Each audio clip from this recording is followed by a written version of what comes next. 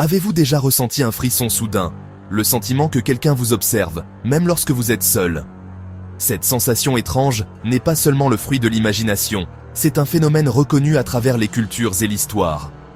Beaucoup croient que c'est un signe des djinns, des êtres anciens et puissants vivant dans un monde parallèle, invisible mais toujours présent. On dit que les djinns marchent parmi nous, observant depuis l'ombre, leur monde étant entrelacé avec le nôtre. Ils sont témoins de nos vies, invisibles, leur présence étant la source de ces moments où l'air semble lourd et le silence bourdonne. L'idée que nous partageons notre espace avec des êtres invisibles est à la fois fascinante et troublante. Elle remet en question notre compréhension de la réalité, suggérant que nous ne sommes pas seuls, mais faisons partie d'une existence stratifiée et mystérieuse. Les djinns nous rappellent que ce que nous voyons n'est qu'une fraction de ce qui est réellement là. Leur présence silencieuse nous force à questionner la nature même de notre monde. Les djinns ne sont pas des fantômes ou des esprits. Ils sont une race distincte, créée à partir d'un feu sans fumée et non des âmes des morts.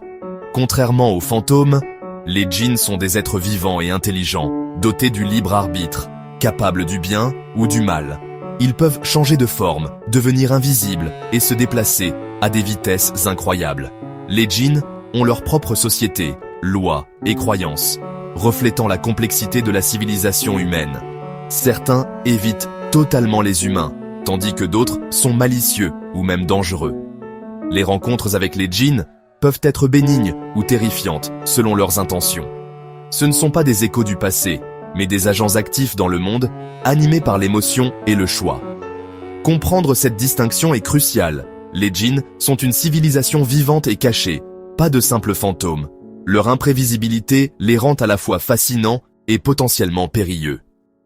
Connaître les djinns, c'est respecter le mystère et le pouvoir qu'ils représentent.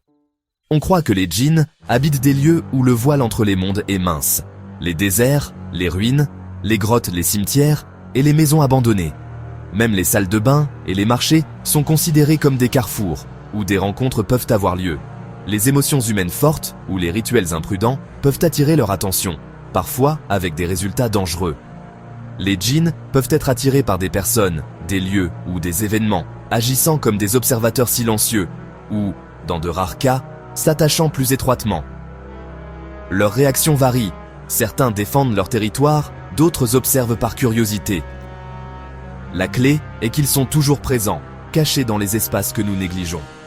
Les actions quotidiennes peuvent attirer leur attention, la prudence est donc de mise. Le monde n'est jamais aussi vide qu'il n'y paraît. Lorsqu'un djinn est proche, les signes peuvent être subtils ou alarmants.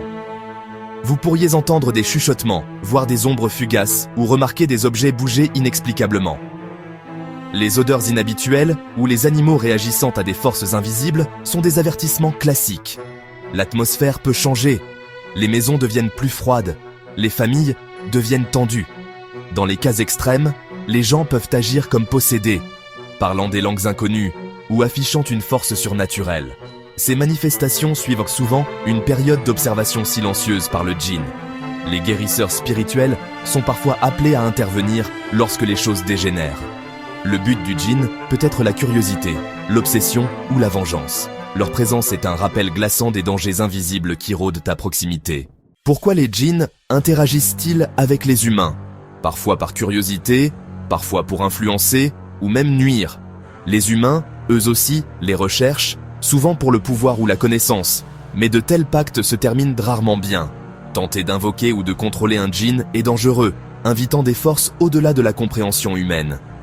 L'approche la plus sage est la prudence et le respect. Évitez de provoquer ou de rechercher le contact. Si vous sentez une présence, ne la défiez pas, partez, protégez-vous et ne lui accordez pas d'attention. La connaissance est votre bouclier, l'humilité est votre sauvegarde. Les djinns nous rappellent de traverser le monde avec prudence, conscients de ce que nous ne pouvons pas voir. La prochaine fois que vous ressentirez un frisson ou apercevrez une ombre, rappelez-vous, vous n'êtes peut-être pas seul. Respectez le voile entre les mondes et laissez-le intact.